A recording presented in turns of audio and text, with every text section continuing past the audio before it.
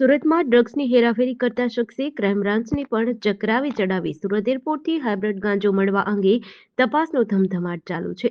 તે દરમિયાન ક્રાઇમ બ્રાન્ચની તપાસમાં ચોંકાવનારો ખુલાસો થયો છે. ફિલ્મોમાં ડ્રગ્સની હેરાફેરી માટે જોવા મળતા દ્રશ્યો રિયલ લાઈફમાં જોવા મળ્યા. બેંકોકથી આવેલ જાફર ખાન 1.40 કરોડની કિંમતના 4 કિલોથી વધુ હાઇબ્રિડ ગાંજા સાથે ઝડપાયો હતો.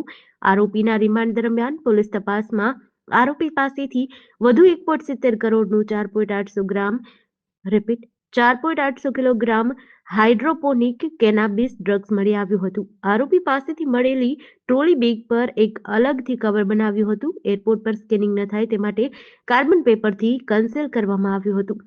હાઇબ્રિડ ગાંજો અને હાઇડ્રોફોનિક કેનાબિસ ડ્રગ્સના તાર તમિલનાડુ, ચેન્નાઈ સહિત વિવિધ રાજ્યો સાથે જોડાયેલા હોવાનું ખુલ્યું છે. હાલ તો સુરત ક્રાઇમ બ્રાન્ચે આરોપીની ઊંડાણપૂર્વક તપાસ શરૂ કરી છે.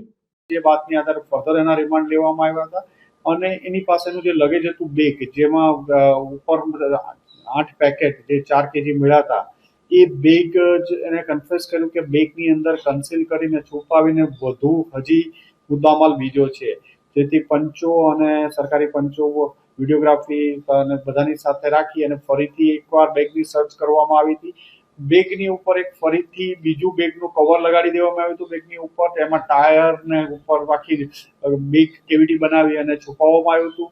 એમના ઉપર એમણે કાર્બન પેપર મૂક્યા હતા, જેથી જે બેગેજ સ્કેનરમાં આ ડ્રગ્સ છે એ સ્કેન ન થાય અને આરામથી પાસ થઈ શકે, એટલે એ પણ એને છુપાવીને કબજે કરવામાં આવ્યું હતું. એ બંને બેગ તોડીને સર્ચ કરતા એમાંથી 4 પેકેટ મળી આવ્યા હતા, જે 4 કિલો 800 ગ્રામ એટલે અંદાજે 5 કિલો જેટલું અને જેની કિંમત 1.70 કરોડ જેટલાનો મુદ્દામાલ વધુ સુરત ક્રાઇમ બ્રાન્ચ દ્વારા ધરપકડ કરવામાં આવ્યું છે. ફોઇલ પેપર, બેગ વધુ કબજે, જે કાર્બન પેપરની કબજે કરવામાં આવ્યા છે. GDC ન્યૂઝ સાથે સુનિલ ગાંજાવાલા, સુરત.